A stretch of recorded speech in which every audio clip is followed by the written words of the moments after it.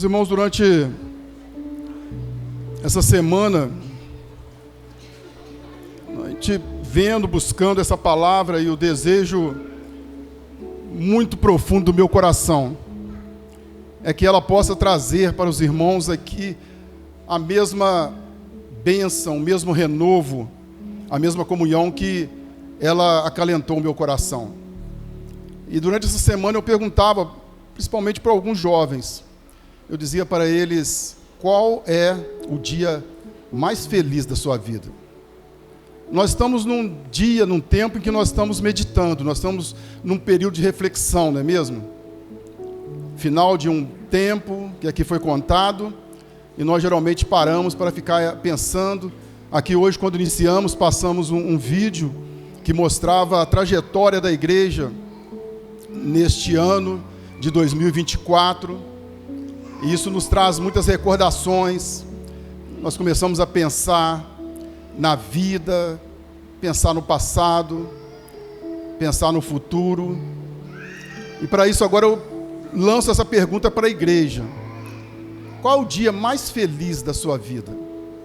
Eu sei que muitos aqui podem estar pensando assim: foi o dia que eu me batizei. Alguns maridos, né, que vai ser muito próprio deles, vai dizer assim: foi o dia que eu me casei. Olha que bênção, hein? Já fez uns pontinhos, né?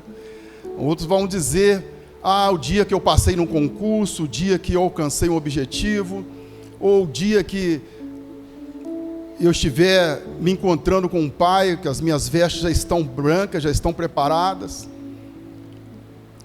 Muitas projeções, muitas ideias se tem a esse respeito.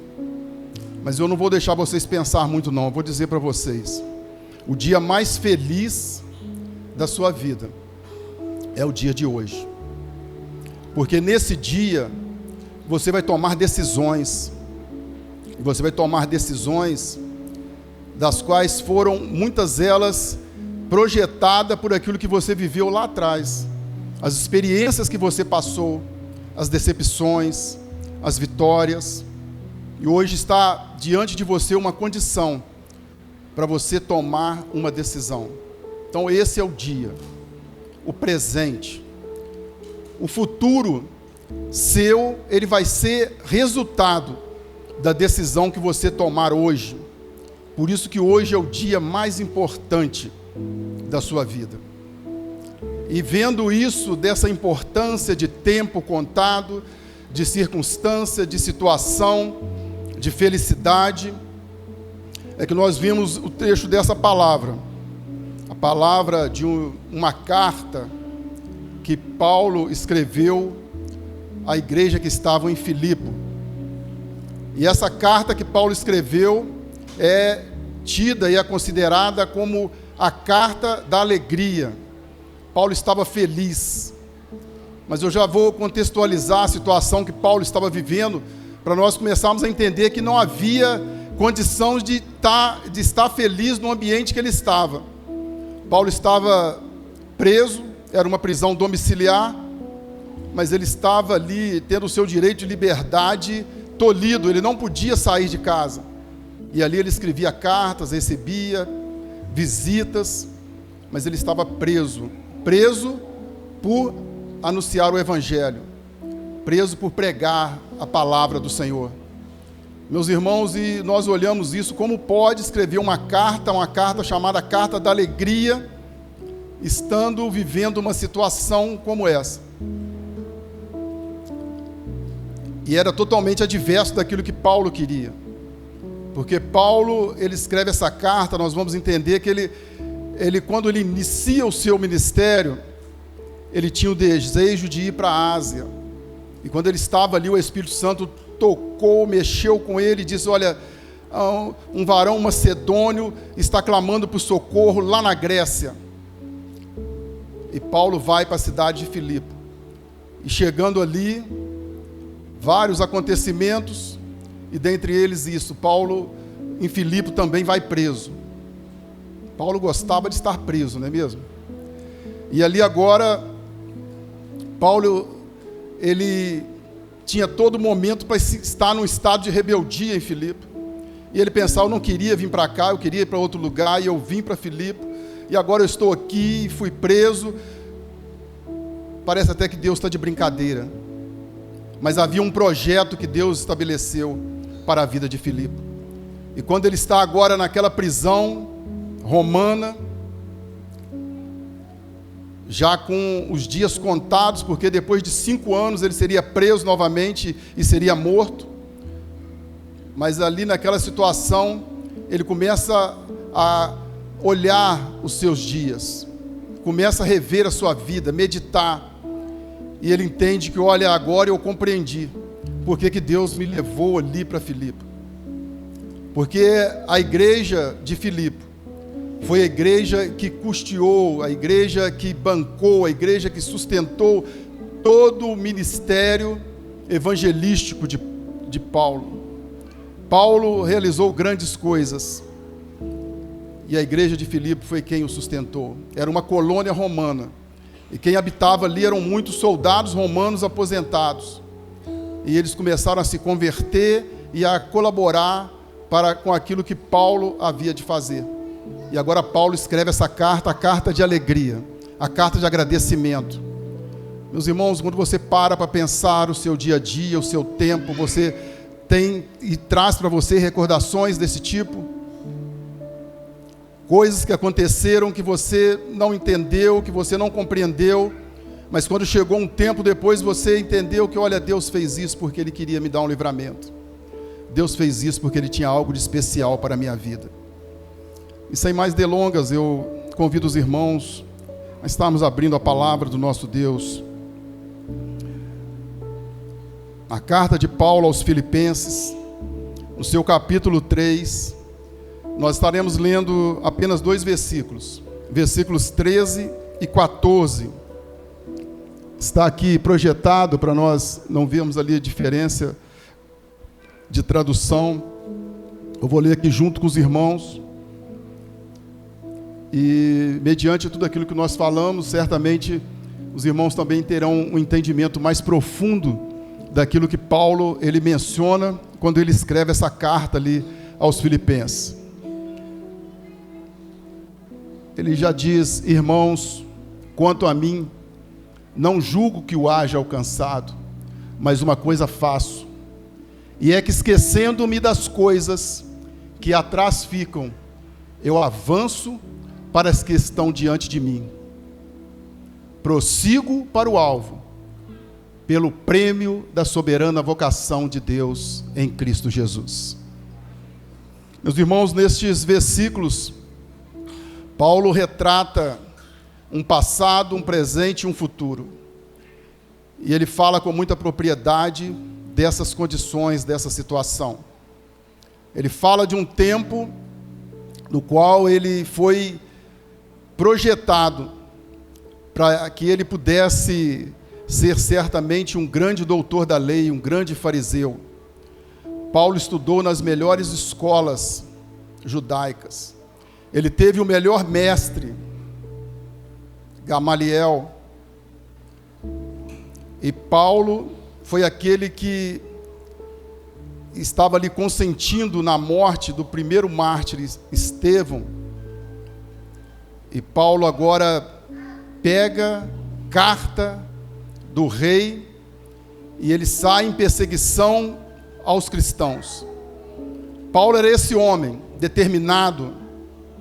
Paulo era esse homem que cumpria aquilo que vinha em suas mãos com muito afinco. E ele perseguia, e ele encarcerava, e ele matava.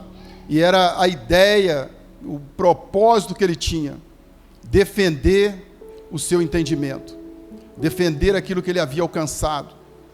E é por isso que quando ele olha, que ele escreve aquela carta, que ele vê toda a bênção, tudo aquilo que ele havia alcançado, e tudo aquilo que aquele povo, que aquela igreja tinha feito em prol da divulgação, da plantação de igreja em vários lugares por onde ele passou.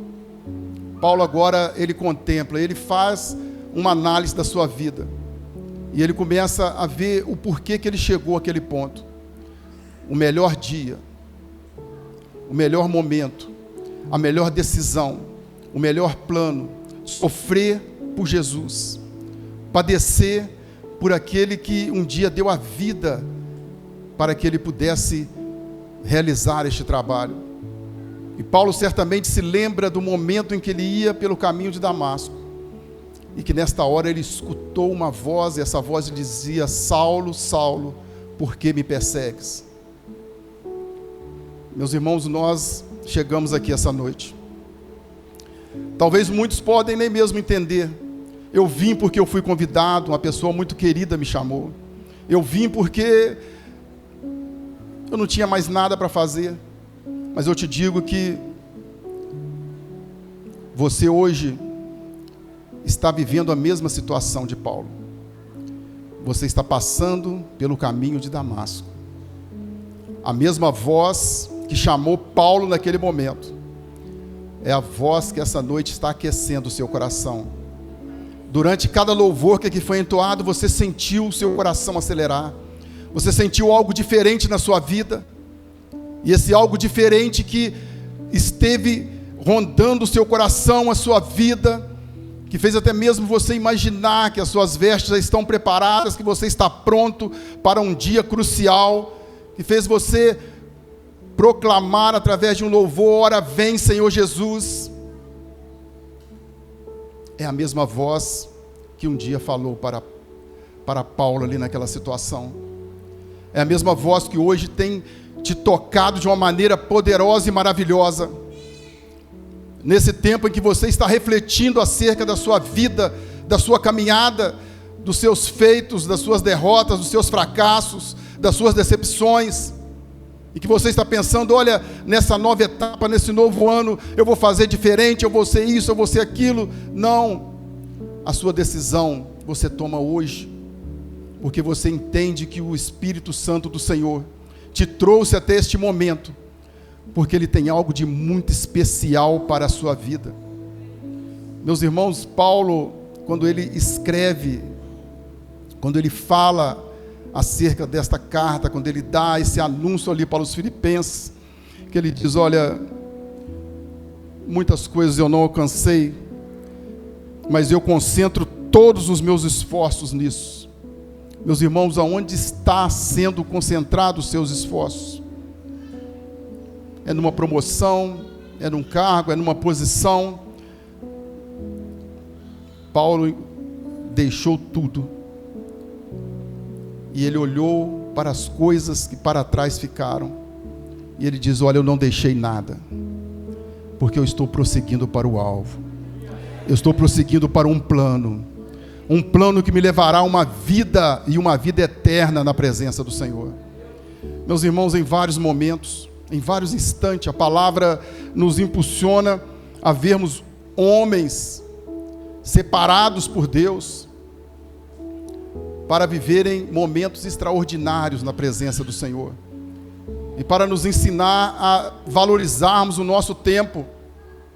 O que nós enxergamos hoje é que o final de todas as coisas está próximo, os acontecimentos apontam para isso.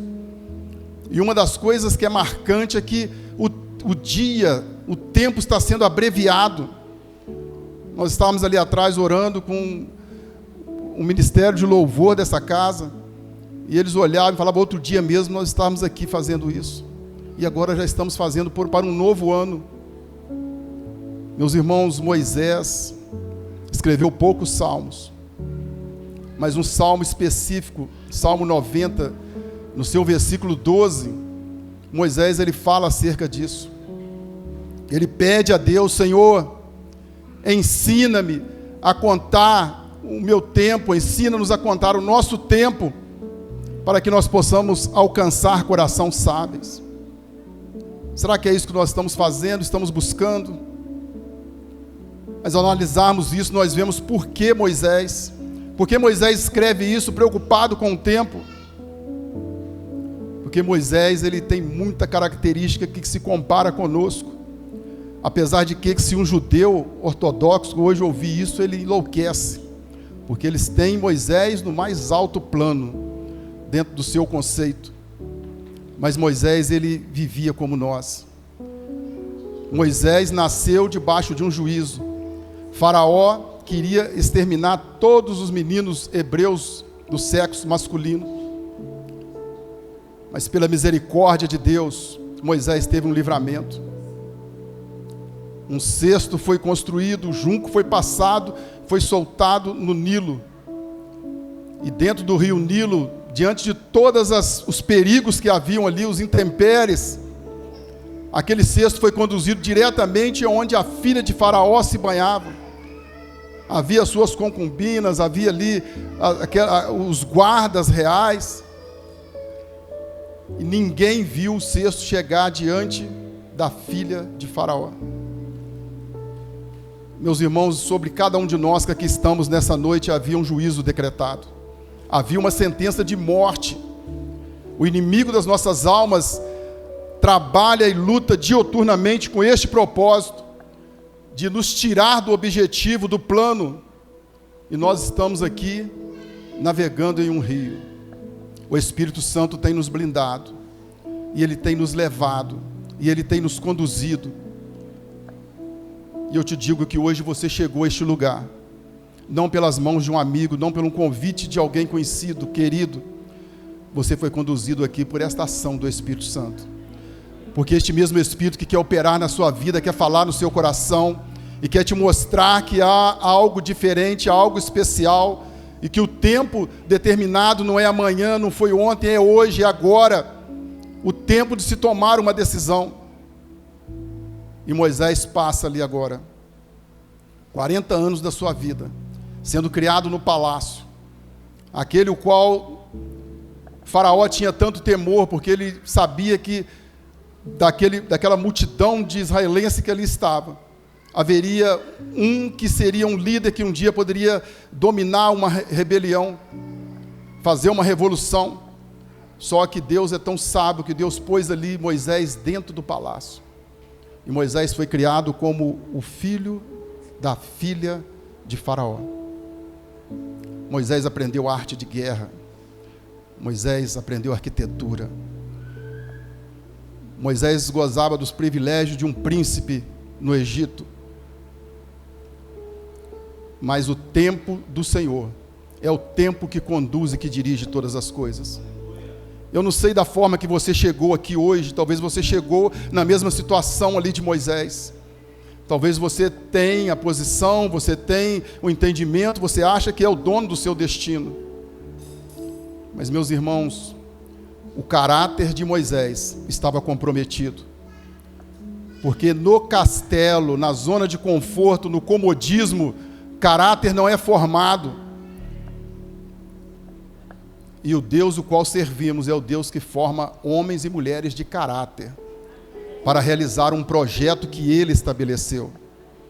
E por isso agora Moisés vê ali um egípcio maltratando um conterrâneo seu de Israel. E um homem sem caráter, ele age dessa maneira. Enquanto ele está no meio de um grupo, enquanto ele está no meio da igreja, enquanto ele está sendo visto, ele tem uma postura. Mas quando Moisés olha, ele vê que ninguém estava vendo. Moisés vai ali e mata aquele egípcio e enterra na areia. Oh, meus irmãos, um homem sem caráter. O que você faz quando ninguém está te olhando? O que você faz quando não está dentro da igreja? O que você faz quando está só? E naquele momento foi necessário que Moisés fosse para o deserto de Midian. No deserto de Midian, o caráter de Moisés, ele seria forjado por duras penas. Deserto é local onde se forja caráter. A igreja hoje, ela passa por um deserto. E por isso que nós habitamos em tendas. Ninguém mora em um deserto. Deserto é local onde se passa. Mas em uma tenda não tem lugar de conforto, não tem lugar aonde você se acomoda, porque tudo ali é improvisado. E nós estamos aqui de passagem, estamos aqui de uma maneira improvisada, habitando em tendas. E Moisés, ele viveu essa situação, mas foi ali no deserto de Midian que Moisés viu uma coisa que transformou a sua vida. Moisés casou ali com Zípora, a filha de Jetro, e ele cuidava do rebanho, deixou de ser um príncipe para ser agora um pastor. E uma noite ele olhou e viu uma cena que o chamou a atenção. Ele viu que estava ali um pequeno busto de mato, e ele se queimava. E ele olhava aquela cena, e era uma cena comum no deserto, porque acontecia, a sarça vinha, pegava aquele fogo, queimava e passava, mas ele chamou atenção porque aquela foi diferente, porque o fogo veio sobre ela, e ele permaneceu, e ela não se consumia, e ele estava olhando, e aquilo chamou atenção, e ele se aproximou. Meus irmãos, o que trouxe de entendimento para Moisés naquele momento é algo que nós devemos ter na nossa vida hoje. Nós não podemos ser como sarça, que em meio ao calor, em meio à prova, em meio à luta, o fogo vem e nós somos consumidos. Quando nós paramos aqui, olhamos, o quadro de membros da igreja, quando vemos do ano passado, vemos esse ano, está diferente. Quantas sarças se queimaram, quantos se foram, quantos partiram. Mas o que chamou a atenção de Moisés foi porque aquela era diferente. Veio o fogo e ela permaneceu. Ela resistiu ao fogo, ela resistiu aos intempéries, ela resistiu à situação adversa. Meus irmãos, as coisas, as bênçãos do Senhor não está sobre a vida daquele que desiste com facilidade. Quem no primeiro embate ele abandona a batalha, ele sai do campo de batalha, ele deixa suas armas. A vitória está por aquele que persevera. A vitória está sobre a vida daquele que permanece no calor da batalha. Ele sabe em quem ele crê. Ele sabe que o Redentor vive. E ele sabe que o Senhor tem preparado o melhor para ele. E naquele deserto de Midian, Moisés entendeu o chamado que ele tinha para a sua vida. Olha, é no meio da grande luta que você entende qual o propósito que o Senhor tem para a sua vida. Não é no conforto, não é no comodismo, é em meio à aflição, nos dias difíceis, que você verdadeiramente vai ver, olha, o Senhor tem algo para a minha vida. E quando Moisés viu o chamado que o Senhor fez para ele, certamente as suas pernas tremeram, que ele diz, olha, você vai no Egito, e você vai libertar aquele povo que está debaixo do jugo de Faraó. Meus irmãos, hoje o Senhor tem chamado aqui homens e mulheres, e o Senhor tem chamado com um propósito, coisas que às vezes você olha e pensa que é impossível, projetos que você acha que são inalcançáveis. Deus quer fazer algo diferente na sua vida. Moisés fala acerca de tempo. Moisés fala, Senhor, ensina-me a contar os meus dias, ensina a contar o meu tempo, porque eu preciso alcançar coração sábio. E ele foi ensinado no deserto, e quando ele volta para o Egito, com sinais, com poder, com glória, o Senhor move todas as coisas, e a palavra diz que Moisés sai com 600 mil homens, fora mulheres e crianças. Maravilhas acontecem. O mar se abre, o maná cai do céu, codornizas vêm para que eles se alimentem, da rocha sai água.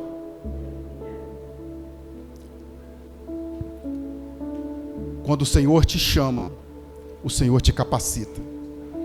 Quando o Senhor te fala, o Senhor te honra.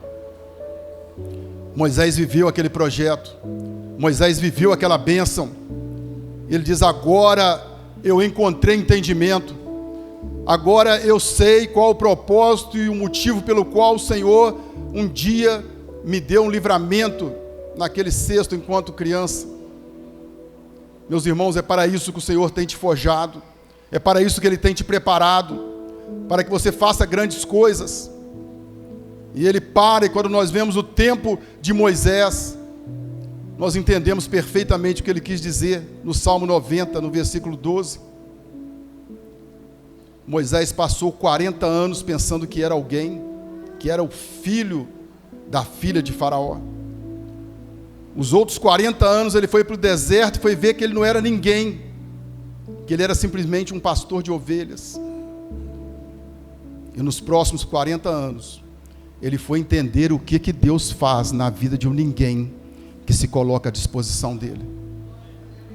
Talvez você pode ter chegado aqui essa noite com esse pensamento também. Quem sou eu? Eu não sou nada, eu não sou ninguém.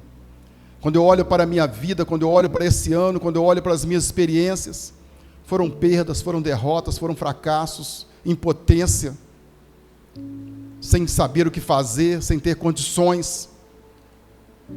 Mas saiba que o Senhor está te forjando, o Senhor está te preparando, o Senhor está te moldando, para que você entenda que é somente quando você se entende como ninguém, que Ele vai realizar a grande obra na sua vida. Porque é dessa forma que nós vencemos, é dessa maneira que nós alcançamos as vitórias, porque a honra e a glória é dada a Ele, é por Ele, é para Ele, é Ele quem faz, é Ele quem realiza, e nós não podemos nunca colocar um homem como substituto. E hoje nós vemos judeus ortodoxos colocando ali justamente Moisés maior do que aquele que um dia derramou seu sangue para que hoje pudéssemos estar aqui vivendo esta bênção. Jesus Cristo de Nazaré, aquele que saiu da glória, da destra do Pai, que se fez homem, sofreu as dores, as angústias de um homem, para abrir para nós um novo e vivo caminho. Meus irmãos, e é em memória dele que em breve nós estaremos aqui ceando, vivendo esse momento, essa graça, e entendendo que o tempo do Senhor é o agora, a decisão a ser tomada é agora, o plano que o Senhor tem é para agora, porque você, assim como Paulo relata, você deixou as coisas que para trás ficaram. Não tem mágoa, não tem sentimento, não tem ressentimento. Paulo, quando escreve essa carta ali aos Filipenses, ele já havia passado por muitas situações difíceis, muitos açoites, muitos enfrentamentos, muitas calúnias, muitas defamações. Meus irmãos, quando nós vivemos isso, por muito menos nós negamos a nossa fé, deixamos de lado o propósito e o projeto que o Senhor tem estabelecido, entramos na razão, nas adversidades da vida, e aquele que é o inimigo das nossas almas, o que ele mais faz e mais procura é mover as coisas para nos tirar de uma posição espiritual, de uma dependência de Deus. Olha, hoje você está aqui porque você é dependente de Deus, você está na dependência dEle, você é um vaso escolhido por Ele, para ser cheio da graça, cheio do óleo, cheio da unção, para realizar coisas que o mundo não entende, que as pessoas não compreendem, mas que você sabe, porque o seu Redentor, Ele vive. A palavra do Senhor está sobre a nossa vida, e é essa palavra que nos dá ousadia, que nos dá intrepidez. Quando Jesus chama os seus discípulos ali, quando o Senhor dá ordem para os 70, Ele coloca sobre eles autoridade, e é essa autoridade que Ele está hoje derramando sobre o seu povo, sobre a sua igreja, é essa autoridade que Ele tem colocado sobre nós, para nós fazermos coisas iguais ou maiores daquelas que Ele fez. E eu pergunto o que nós temos feito disso. Temos andado às escondidas, muitos até agentes secretos, não tem ousadia, não tem intrepidez para chegar e confrontar as situações adversas, para saber que se a sua palavra, se ele ali proclamar em nome de Jesus, maravilhas irão acontecer, coisas tremendas o Senhor opera na vida daquele que tem a intrepidez, que tem ousadia, que confia, que crê. Meus irmãos, é esse o chamado que nós temos. Nós somos comissionados para irmos e anunciarmos as boas novas, para proclamarmos o evangelho da salvação. E Paulo agora estava ali, um ministério sofrido. Paulo, depois do seu batismo ali em Damasco, Paulo ainda sai 3 anos peregrinando, fugindo, para que depois ele iniciasse o seu projeto. Meus irmãos, qual a paciência que temos tido? Nós temos que viver dentro desse entendimento, dentro deste conceito, dentro desse chamado, dessa ordenança que o Senhor tem sobre a nossa vida. Nós temos que prosseguir para o alvo. Nós temos que seguir para o plano da soberana vocação. As circunstâncias vêm, a luta vem, as adversidades vêm, mas olha, eu sou um cidadão do céu, eu prossigo para o alvo, eu caminho uma direção a qual o Senhor estabeleceu para a minha vida, e eu trago sobre mim as marcas que o Senhor tem me dado das circunstâncias do tempo, as aflições, as angústias, os sofrimentos. O Senhor permite que isso ocorra, porque Ele quer forjar em nós o melhor que nós temos. Ele quer forjar em nós a nossa dependência plena nele, para nós entendermos, olha, eu não tenho mais força, eu não tenho mais condições.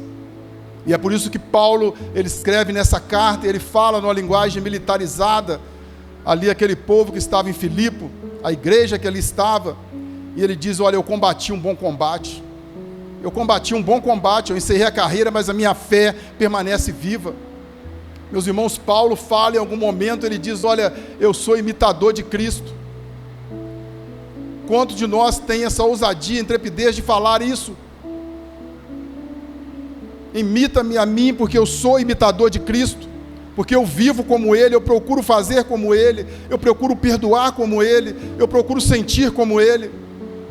Paulo que chegou e diz, olha, morrer para mim é ganho, mas enquanto vida eu tiver, eu faço a vontade do Senhor, eu faço o projeto que Ele estabeleceu sobre a minha vida. Meus irmãos, é esse o sentimento que tem tido a igreja nesses últimos dias, é esse entendimento que tem tido o povo escolhido, o povo chamado, o povo que um dia foi alcançado pelo sacrifício de Jesus na cruz. O que você tem feito de todas as bênçãos que o Senhor tem colocado sobre a sua vida? É o tempo de uma escolha. O dia melhor, mais feliz da sua vida é esse dia. É o dia em que você vai estar se posicionando, é o dia que você vai estar se colocando nessa condição de dizer, olha, não vivo mais eu, mas Cristo vive em mim. A minha vida está à disposição do Senhor. Eu quero ser um instrumento usado nas tuas mãos. Eu quero ser um vaso de honra, Senhor, nas tuas mãos. Senhor, prepara a minha vida. Prepara, se algo não está certo, que se quebre, mas que se faça de novo. Porque eu quero ser um vaso para estar cheio do óleo, cheio da graça, cheio da bênção. Meus irmãos, homens no passado viveram situações assim, enfrentaram o deserto, mas passaram de cabeça erguida. Hoje o Senhor quer te chamar, e o Senhor tem te chamado para uma posição diante dEle. Chega de rodear o Monte Seir, é tempo de girarmos para o norte. O Monte Seir é onde habitavam ali os descendentes de Esaú. Esaú era um dos filhos de Jacó, aquele que nasceu, que era peludo. E ele estava cheio das suas ideias, dos seus pensamentos. E o povo, o qual ele governava, habitava naquele monte, no Monte Seir. E durante 40 anos, por uma falta de fé, Israel, comandado por Moisés, ficou girando em torno do Monte Seir, até que toda aquela geração padecesse. E quando eles morreram, ficou somente Josué e Calebe. Moisés vê a nova geração, ele diz, olha, a ordem que tem agora é para girarmos para o norte. E a ordem que o Senhor tem para a sua vida hoje, é para que você gire para o norte, para que você mude esse plano, de ficar rodeando os seus pensamentos, o seu achômetro, o seu entendimento. Deus tem algo maior, Deus tem algo superior, e Ele quer fazer na sua vida, e Ele quer que você simplesmente se manifeste e diga: Senhor, eis-me aqui, Senhor, usa-me a mim, Senhor, dai-me da Tua graça. É o tempo, por isso que hoje é esse dia, por isso que hoje é o momento. Não deixe para amanhã o que o Senhor tem te chamado para realizar nesta hora. Brevemente nós estaremos aqui participando da mesa, e a palavra, a orientação que se tem é: examina-se, pois, o homem a si mesmo. Examine a sua vida, examine a sua condição, examine o seu estado. Há muita terra a ser possuída, há muitas almas a serem alcançadas, há muitos projetos que o Senhor quer fazer, e Ele tem chamado a sua vida, e Ele quer que você seja este um instrumento usado por Ele, para que a obra dEle seja realizada. Meus irmãos, nós não podemos mais ficarmos entre dois caminhos. Josué, o soldado de Deus, ele falava isso. Eu tenho certeza que eu e a minha casa, nós servimos ao Senhor. E que nós aqui essa noite possamos sair deste ambiente onde a glória do Senhor tem enchido a cada momento, com essa certeza no nosso coração: eu e a minha casa servimos ao Senhor. Eu e os meus colegas de trabalho servimos ao Senhor. Eu e os meus vizinhos, nós servimos ao Senhor. Você é luz nesses ambientes. A ausência de luz é que traz as trevas. O mundo tem sido dominado por Satanás, pelas trevas, porque a luz está se encolhendo. E hoje o Senhor tem nos chamado para que possamos tomar uma decisão, e que no ano que está se aproximando, no ano vindouro, nós sejamos estes que podemos fazer a diferença. Aonde estiver trevas, que nós possamos levar luz. Aonde estiver sede, que nós possamos levar a água da vida. Aonde estiver problemas sem solução, que nós possamos apresentar o advogado dos advogados. Aonde estiver uma enfermidade sem cura, que nós possamos levar ali e apresentar o médico dos médicos. Jesus é aquele que faz todas as coisas, e Ele está pronto para nos atender, se nós somente colocarmos a nossa vida e falarmos e pedirmos, que em nome de Jesus, maravilhas acontecerão. Esse é o tempo, esse é o momento de prosseguirmos para o alvo, para o plano da soberana vocação de Deus. Irmãos, vamos estar nos colocando de pé nesta hora. É momento de abrirmos o nosso entendimento. É momento de compreendermos a bênção do Senhor, o projeto que o Senhor estabeleceu, o chamado que Ele tem feito para a sua vida. Não é para ser um número, não é para ser uma estatística em um banco de uma igreja, mas é para ir e proclamar as boas novas, é para ir e falar acerca do reino, é para compreender o plano estabelecido, é para saber que um dia o ventre de uma mulher trouxe o Salvador do mundo, é para saber que todos os atos, todos os fatos, tudo aquilo que temos vivido, é para honrar e glorificar o nome do nosso Deus. E é por isso que você está aqui essa noite. Alegra o teu coração. Nós estamos aproximando deste momento. Você vai participar desta bênção. Você vai viver esta alegria, aquela mesma alegria que encheu o coração dos apóstolos, que se assentaram à mesa com o Mestre, e ali aprenderam muitas coisas. Aprenderam o sentido do perdão, aprenderam o que é exercer misericórdia. Meus irmãos, é isso que o Senhor tem preparado para nós. Mas se nós nos colocarmos com sinceridade diante dEle, é o tempo de refletir acerca de tudo isso. de abrir o seu coração, de dizer: Senhor, eu não sou digno, Senhor, eu não sou merecedor, Senhor, mas a tua graça, assim como diz Paulo, a sua graça é muito melhor do que a vida. Senhor, a sua graça, ela me basta, a sua graça, ela me transforma, a sua graça é aquilo qual eu tenho buscado todo momento, porque um dia, um homem nascido de mulher, se deu, derramou o seu sangue, e hoje eu posso estar aqui, adorando o seu nome, glorificando o seu nome, e eu me rasgo, e eu me entrego, e eu me coloco por inteiro diante de ti. Não há amarras, não há dificuldades, não há problema que possa impedir o mover de Deus na vida daquele que se coloca à disposição. Entrega o seu coração, entrega a sua vida diante do Senhor. Este é o tempo que o Senhor tem te chamado, esse é o tempo da sua escolha, da sua decisão, este é o melhor dia. Abra o seu coração diante dele, se coloque à disposição dele. Senhor, eis-me aqui, a minha vida eu entrego em tuas mãos. Senhor, eu preciso da tua bênção, eu preciso da tua graça, eu preciso da tua unção. Abra o seu coração diante do Senhor.